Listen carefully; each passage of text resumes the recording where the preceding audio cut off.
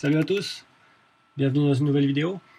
Ce coup-ci on va parler de l'espace disponible, en fait où trouver ou où savoir l'espace qui reste sur son iPhone et puis comment gagner de l'espace au passage. Toutes ces informations sont données par l'iPhone, il suffit de savoir où elles sont et puis c'est ce qu'on va aller regarder. Donc tout simplement on va dans les réglages, donc le bouton avec la roue dentée. Une fois que vous êtes dans les réglages, vous allez dans le général. Que vous êtes dans le général, vous pouvez le voir à deux endroits. Alors il y en a un, on le voit très rapidement si vous tapez en haut dans l'information. Et vous avez le 2, 4, 5, 6, 7e. Vous avez capacité et disponible. Donc capacité, c'est la capacité totale de votre iPhone, donc la place totale qu'il a. Alors vous verrez, c'est pas toujours ce qui est indiqué à l'achat. Là c'est un modèle 64 Go et la capacité est que de 59. Il faut prendre en compte que le système mange quelques gigabytes. Gigaoctets, gigabytes, ça revient au même. Donc vous êtes à 59. Pareil, vous achetez un 128, vous allez peut-être en avoir 119, quelque chose comme ça, 120, parce que vous avez 5, 6, 7, 8 gigas qui sont pris par l'OS, par le système d'exploitation, et puis le reste disponible comme mémoire pour stocker des données. Ensuite, là, par exemple, on voit qu'il reste 10 gigas. Donc disponible, c'est les gigas disponibles pour pouvoir stocker encore quelque chose. Là, on le voit vraiment en gros. On va aller voir si vous revenez en arrière et que vous allez dans le 6/7e. En dessous d'accessibilité, vous avez stockage local et iCloud. Quand vous cliquez là-dessus, là, vous avez vraiment le détail. Vous avez le détail iCloud pour ceux qui ont un stockage iCloud.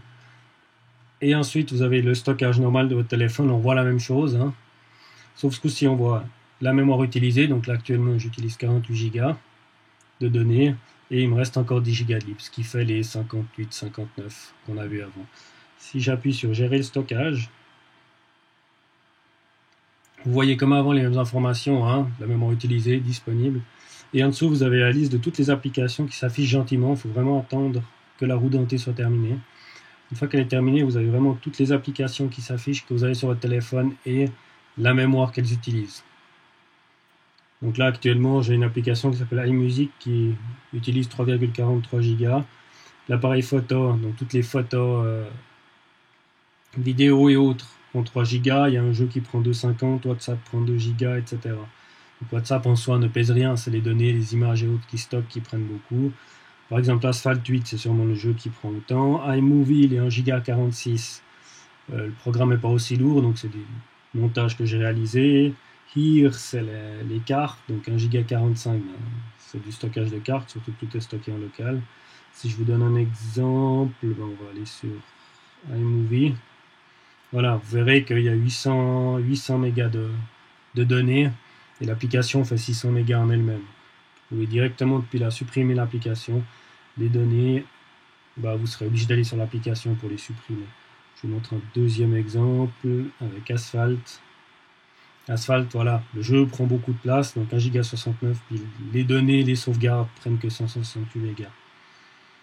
Donc ça, vraiment, il faut aller voir. Des fois, c'est les applications qui prennent en elles-mêmes beaucoup, principalement les jeux, qui utilisent beaucoup de place, et puis les sauvegardes qui sont faites, puis après vous avez l'inverse, vous avez par exemple photo et appareil, ou bien WhatsApp, ou iMovie, où l'application en elle-même ne consomme peu, mais c'est vraiment les données que vous allez enregistrer qui vont utiliser beaucoup.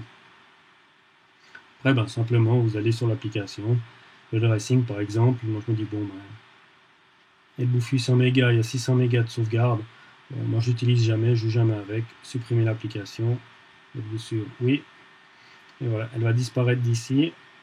Il faut lui laisser le temps de recharger un coup, quitte à le faire recharger. Et puis après, vous allez voir que la mémoire, voilà, ça l'a fait. Est montée. J'ai passé de 10 Go à 11,78 et disponible. Et puis, utilisé.